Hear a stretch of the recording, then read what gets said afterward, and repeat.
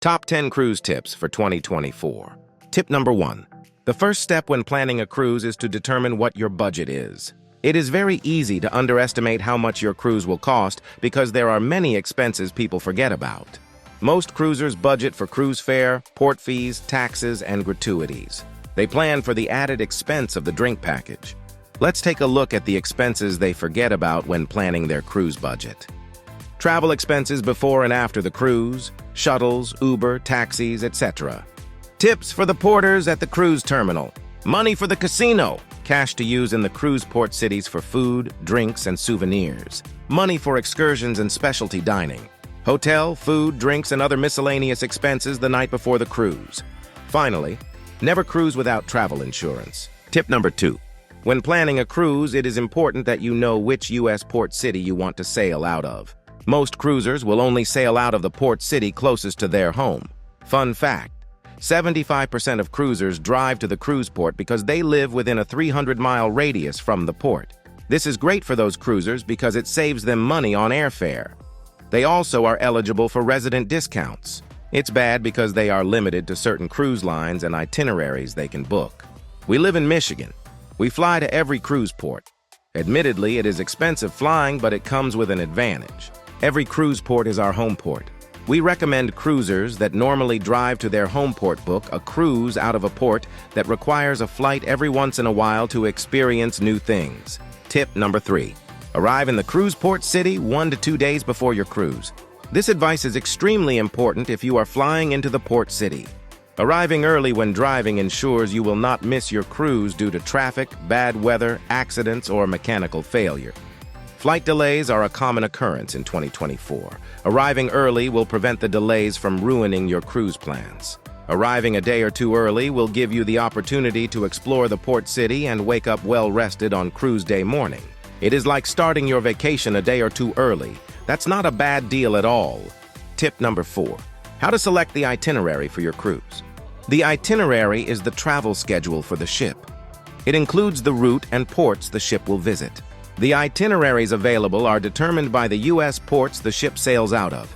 For example, most cruises out of Florida will be in the Caribbean and will be between 3 and 7 days long. Once you know the U.S. port you want to sail from, you can narrow down the places you want to go and select an itinerary that fits your needs. At this point, you must decide how many days you want to cruise. We recommend booking a 7-day cruise whenever possible, because it usually is the best value and it gives you more time to enjoy your cruise. Tip number 5. Should you buy the all-inclusive drink package? The all-inclusive or premium drink package usually includes wine by the glass and cocktails up to $20 each. It also includes well drinks, beer, hard seltzer, and select shots. Many cruisers don't realize that the drink package also includes soda, energy drinks, sport drinks, specialty coffee, milkshakes, and bottled water. The premium drink package is approximately $75 per person per day on most cruise lines. If one adult in a cabin purchases the package, all adults over 21 years old in that cabin must also purchase it. The premium drink package saves you money if you drink 5+ cocktails or 8+ beers per day after factoring in the included soft drinks and bottled water. Tip number 6. Things to consider when packing for a cruise. Destination, weather, cruise line dress code, the weight of your luggage and transportation. Basic essentials. Clothing and footwear appropriate for the destination climate. Pack comfortable walking shoes if you booked excursions in the ports. Many cruisers are surprised by the amount of walking that is required. Pack a light jacket, sweater, or hoodie. Many of the public areas on the ship can feel cold due to the air conditioning. Pack your cruise line invoices and travel documents in your carry-on bag, never in your checked luggage. In addition, pack your medication and a travel first aid kit in your carry-on luggage. You can find more items to pack in our Must-Have Cruise Items for 2024 video pinned to the top of our TikTok account. Tip number 7. Pick the cruise line that best fits your budget, needs, and expectations. The following cruise lines are best for families with children of all ages.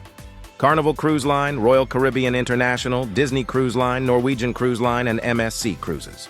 These kid-friendly cruise lines have kid clubs for children of all ages, along with water slides, water parks, arcades, family-friendly entertainment, and much more.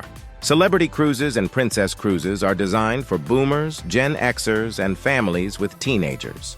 These boomer and Gen X-friendly cruise lines offer a slightly more upscale cruising experience with less small children on board, perfect for couples. Virgin Voyages is a newer cruise line for people 21 years and older, perfect for Gen Z, Millennial, and Gen X cruisers. Tip number 8. Select the best cruise ship to fit your needs. Consider the following factors when selecting your cruise ship. Activities. Does the ship have activities that appeal to all family members, such as kids' clubs, water parks, or family-oriented entertainment? Ship size.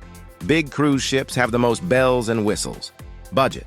Big, newer ships are usually much more expensive than smaller, older ships. We recommend that you thoroughly research the specific cruise ships you are considering before booking your cruise. We also recommend that you use YouTube to search for ship tours, reviews, and vlogs on the ships you are considering. Taking the time to find the best ship that fits your budget and expectations will help ensure that you have an amazing cruise experience. Tip number 9. Review the cruise ship deck plan carefully before selecting your stateroom. You can find the cruise ship deck plan with a simple Google search.